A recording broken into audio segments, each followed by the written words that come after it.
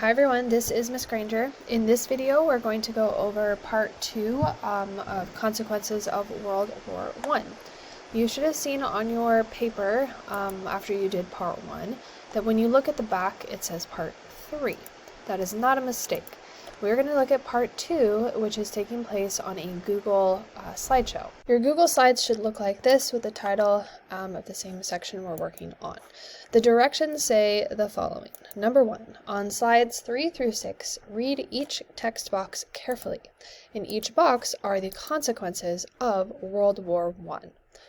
Number 2, decide which theme of world history each text box matches best. In some cases, it might be multiple. Number 3, sort all the boxes by dragging the text box to the best matching category. Copy and paste text boxes that seem to fit in more than one category. We'll look at this. And then finally, number 4, go to your lesson notes to analyze a selection of the text boxes.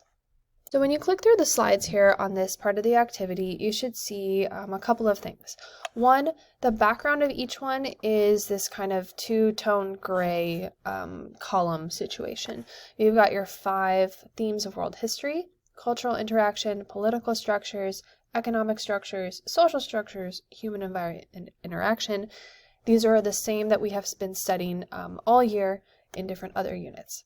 There's a brief description of each one below the title.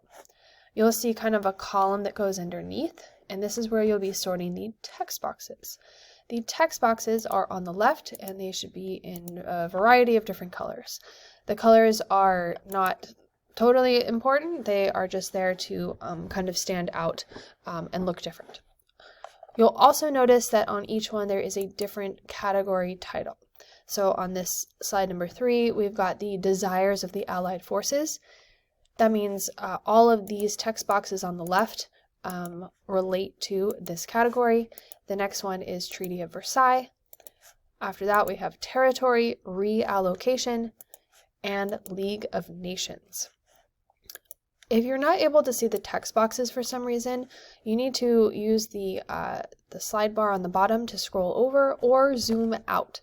You should see text boxes on the left-hand side of each one of the slides. So let's do one together so that you know what you're doing. So I'm going to pull this one down so we can kind of see a little bit better. It says, France was angry that German forces destroy their land and their economy. Lots of the war was fought in France, and the land and the territory was just devastated by this war and the conflict. So the desire of this allied force, France, was that Germany really make reparations for that and pay for that. So they wanted some retribution there. So what I see here is that we know that Germany destroyed the land, and France had to kind of deal with the aftermath of that. So I'm going to put this over here in human-environment interaction, because we know that the humans really messed up the environment or the land. I also like this one for economy, not just because it says economy, but when I think about it, that makes sense. If land is destroyed, property is destroyed, businesses are destroyed, that really impacts people and their livelihood and how they can earn money. So what I'm going to do is I'm going to copy this text box. The way I'm going to do that is I'm going to make sure that my mouse is kind of hovering over the border here. You should see your mouse, it has like a little cross. I'm going to right click my and I should see, it's kind of cut off on your screen, but I should see the copy button up here in the top. Then I'm going to click off of the text box. I'm going to right click again anywhere on the slide, and I'm going to click paste, and now I should see another box. So now I'm going to drag the same box into the column for economy. I'll do the same process with each of the other tags here. Each slide I'm going to look at the different text boxes. I'm going to drag, I'm going to copy and paste as needed.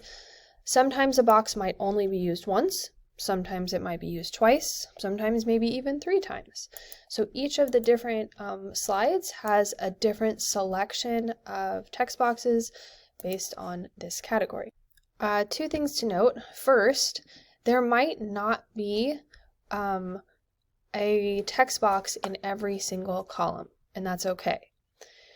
Similarly, there's not necessarily a right answer for some of these. That means that you might have a text box in one column and another student class might have the same text box in a different column. The reason that that's okay is because you're going to analyze and kind of defend your choices in part 3. So as long as you can analyze and defend where you put a certain text box and you can really back that up with some evidence, then you're okay. If you'd like your teacher to check in with you while you're completing this activity, do a couple slides and then call them over so they can give you some feedback. Good luck, and be sure to ask your teacher if you have any other questions.